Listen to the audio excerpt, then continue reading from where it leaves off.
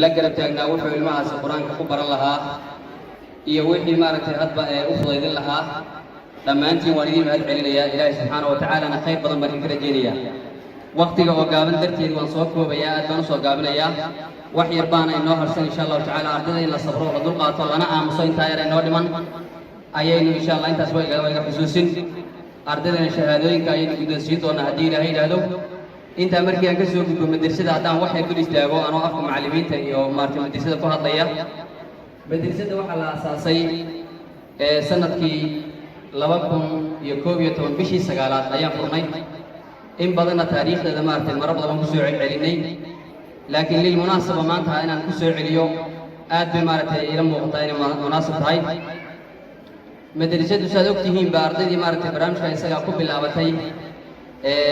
qaar fara badan oo ka mida maanta way maaragtay inoo joogaan iyagoo waalidiin ah laftigoodii oo maaragtay hooyooyin ah gabdhihii wiilashiina ay aabbayo yihiin muddo waxay furan tahay taqriiban hadda 10 sano ah ama 9 sano iyo wax ah muddada madrasadu ay furan tahay intaas waxaa ka qalin jabisay dafcadan hadda maanta aan u fadhinaa waa tii afraad madrasadu hal galaas baa markii hore lagu soo bilaabay maantana waxay maraysaa markay u yartahay ilaa 17 galaas meelahaas ardayda dhigata ee hadda wax ka barata waa arday ilaa gaaraysa 700 oo arday macallimiinta wax ka barta ilaa 20 macallin meelahaas ay gaarayaan marka waxa weeyaan madrasada noocaasa waxay soo martay dhibaatooyin aad u fara badan oo markaasi ay kala kulantay muxuu ahaa يعني nidaamkii markaasi jiray ee madrasadu ay soo martay iyo xaaladihii la soo maray waxyaabaha ay soo martay runtii dadku way ka dharaysan yihiin in wax badan lagu celceliyana muhiim ma aha in macallimiinteeda la xilxidho oo cadaadis tiro badan ay la kulanto oo maaragtay waxa weeyaan hanjabaad iyo cagajuglayn iyo cabsi fara badan la geliyo ayay soo martay madrasadu hadba xaaladda lagu jiro ayay la falgashaa oo la takayuftaa waxaana keenaya markaasi yani inay waaqica la shaqayso oo duruufta ay maaragtay fahanto taasina marka waxa weeye maanta waa tan soo gaarsiisay halka aan maanta aan taaganahay tirada maanta shahaadooyinka aan guddoonsiinaynaa waa 58 arday waxay isugu jiraan gabdho iyo wiilal 21 gabdhood iyo inta kale oo maaragtay wiilal ah ayay isugu jiraan marka waxa weeyaan ardayda يعني هذا قلن جبينيسا marka waa dafcadii ugu badnayd ee soo martay madrasada hadii la yiraahdo waxaan rajaynaynaa inay inta ka sii bataan oo dafcadaha soo socda 200 arday wax ka badan hal mar aan maartay aan insha Allah taala waxa weeyaan shahaadooyin guddoonsiino madrasadu marka maanta halka ay marayso waa halkaas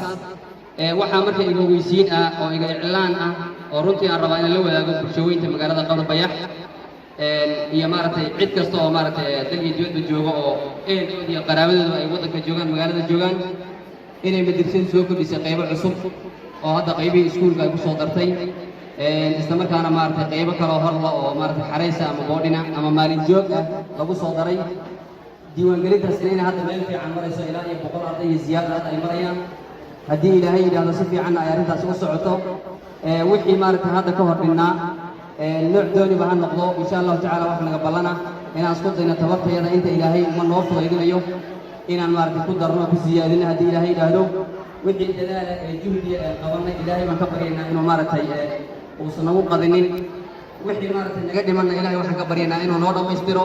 marka madrasadu insha allahu tacaala halkaasay maraysaa waxayna maraysaa 3 farac yacni farac qaybteedii xarunta ayay weyneed ku taalla iyo farac kale oo labaad ama baraanji labaad oo hadda aan ka samaynay qaybta xagga qaxootiga xaafadda booli qaran magaalada maamulka magaalada Qadbayax gaar ahaan maaragtay agaarka yacni barkada halkan ee muxuu ahaa aarada dhabarkeeda iyo qaxootiga magaalada meelaha iska galaan qayb kale ka furnay taasina waa iga iclaan iyo weysiisa la doonayo inaan maaragtay uga faa'iideyno ciddii maaragtay ka faa'iideysan kartay ee ka agdhow marka insha allahu tacaala madrasada iyo taariikhdeeda oo kooban waa iga intaas si aan hadalka u soo koobo oo u yareeyo insha allahu tacaala qaybaheena kale ayaan u gudbi doonaa haddii ilaahay yidhaahdo waxaan 100% codsanaynaa in la aamuso inta inoo dhiman in la aamuso la sabro la dulqaato waa maalin keliya oo madrasada u timaadeen asxaabtiina oo la farxaysaan iyo waalidiintii oo garab taagan iyo maaragtay eheladii iyo qaraabadii oo ardayda oo qalin jebinaysa ag taagan marka inay sabraan oo maaragtay arrintaa iyada ah muxuu ahaa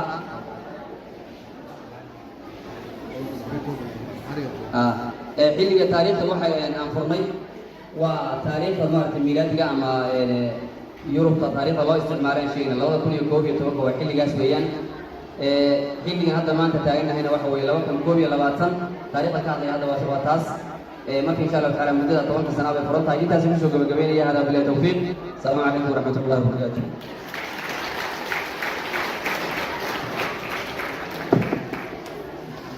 إذا المرء لم يرضى بما ربه وهب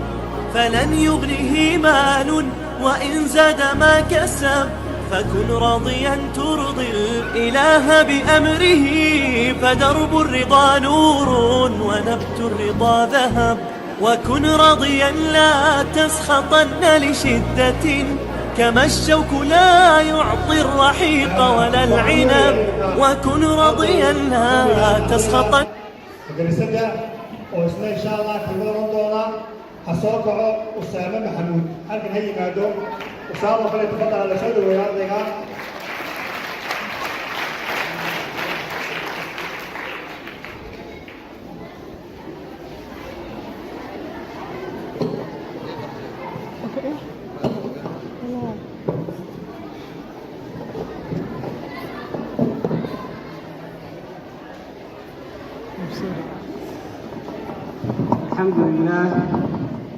الحمد لله الذي خلق الإنسان فميزه على كثير مما خلق وميزه على العقل والتفكير والإيمان بالله. الحمد لله الذي سبحت له السماوات وأفلاكها وسبحت له الأنهار وسماكها وسبحت له الأرض وسكانها وسبحت له الأشجار وثمارها ثم نصلي ونسلم على المبعوث رحمة للعالمين وعلى آله وأصحابه الذين جاهدوا في الله حق جهاده وماتوا وهم يدافعون عن كتاب الله. أما بعد فهذه مدرسة نور اليقين تنير طرق المسلمين وتعلم القرآن الكريم ولن تنسى التربية والخلق العظيم. فيها معلمون جهدهم كجهد الصالحين يحاربون الجهل بسيف أقوى من الحديد، الجهل الذي سبب في إخوان يوسف أن يبيعوه ويجعلوه سجين، وهو الذي سبب على قول بني إسرائيل أن يقولوا يا موسى اجعل لنا إلها كما له آلهة، ويوسعون ميراث الرسل وليس ميراث الرسل بذهب ولا دينار ولا فضة بل هو شيء أغلى من ذلك ألا وهو القرآن الكريم. إخواني في الله إلهي بما هذا السكالة يسكوك كان حفلة آياتك وقيمها بدن حفلة أو أردك قال جبسي قرآنك كان جوان حفلة وريالك لقوا قابتها عطيتها تبرا فلي عطيتها تبرا إلهي سبحانه وتعالى شيء كل وقت سنشعينا وكتاب إلهي عن حديث ابن عباس لا أفضل ما أخذتم عليه أجرا كتاب الله شيء يوفي عناد كويساناتك وكتاب الله.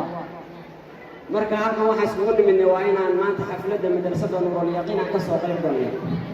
madrasada Nuurul Yaqiin waa macallimiin waxa dhigta aad u dadaalaysa macallimiin iyo waalidiin iyo arday iska shaqeeya. waa shayga kaliya ee horumar lagu gaari karo arday iyo macallimiin iyo waalid iska shaqeeya. macallimiin la dagaalamaya jahli kuna dagaalamaya seefka adag birta. jahliguna waa kii sababay in Nabi Yusuf alayhi salaam ceel lagu rido sheelkan lagu tuuro. وكان الله سبحانه وتعالى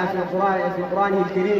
قال هل علمتم بما فعلتم بيوسف وأخيه إذ أنتم جاهلون. نبي يوسف مركي جاء كلا دقيق لقى سو صار ولا إينا عيب كتورا في إلهي هي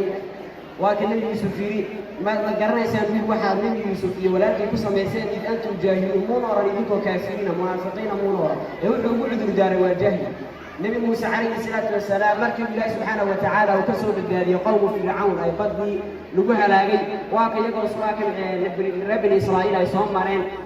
قوم صنم يعاوده واقع كل هذا يقالوا يا موسى اجعل لنا إلها كما له آلهة وحين هذا لن موسى وصيقوان إله يقول لنا لكن إله نوصمي قال إنكم قوم تجهلون منورا قال في وقت قالوا من لكن عذر الدار والجهل جهل يقولوا واسقرات قال مقومته يقول الله سبحانه وتعالى مروا البواكة قرآن كله بشيء أفلا تتذكرون أفلا تعقلون والما قرأتان والما فهمتان والمسكح ما يراتان بالله سبحانه وتعالى مروا البطل أيوه قرآن كله بشيء مركا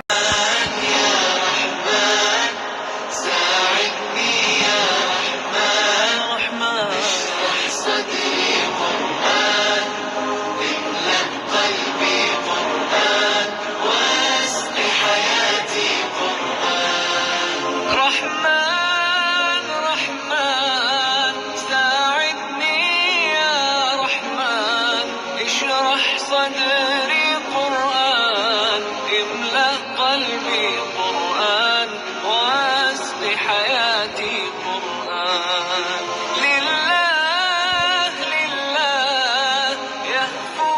آملي، لله ولحفظ كتاب الله من أول بسم الله للختم وللرضوان. رحمن يا رحمن أمكنني يا رحمن، أصبح ما يدوشو نبني ما يوسيتي ناوتي قرآن. رحمن يا رحمن ساعدني يا رحمن، اشرح صدري قرآن، املأ قلبي قرآن، واسق حياتي قرآن. يا نور يا نور يا محكم يا تنزيل لمحمد عن جبريل من رحمن يا رحمن. رحمن أصبح ما يدوشو نبني ما يوسيتي ناجي رحمن يا رحمن ساعدني يا رحمن، اشرح صدري. رحمن يا رحمن، رحمن يا رحمن.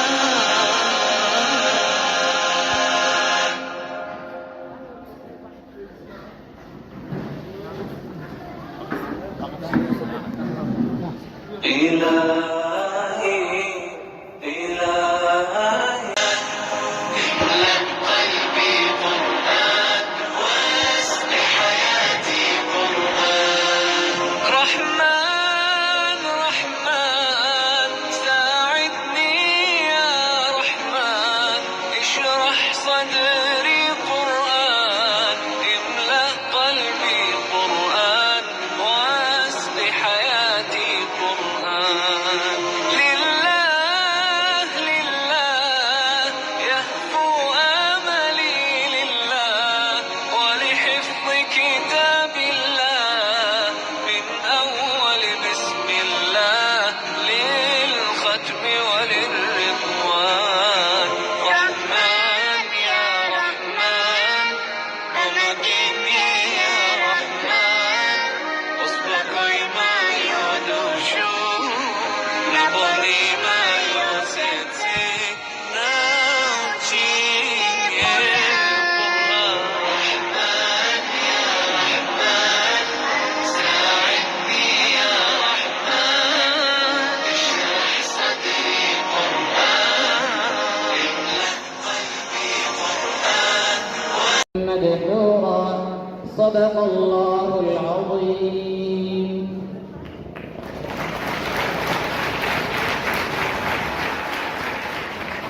صدق الله العظيم. إلهي سبحانه وتعالى كما المريو قرآن كريم كالوافي القيقام عبد الفتاح داهر عبد الله وهنيا.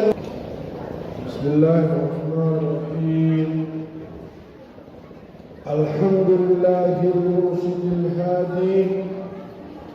الذي عم جوده وكرمه كل حاضر وبادي، وستر حلمه